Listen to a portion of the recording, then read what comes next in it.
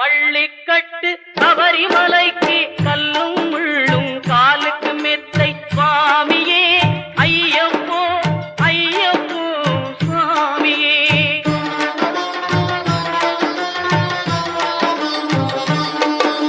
நெய்யபிஷேகம் சுவாமிக்கே கற்பூர தீபம் சுவாமிக்கே ஐயப்பன்மார்களும் கூறிக்கொண்டு ஐயனை நாடி சென்றிடுவார் சபரிமலைக்கு சென்றி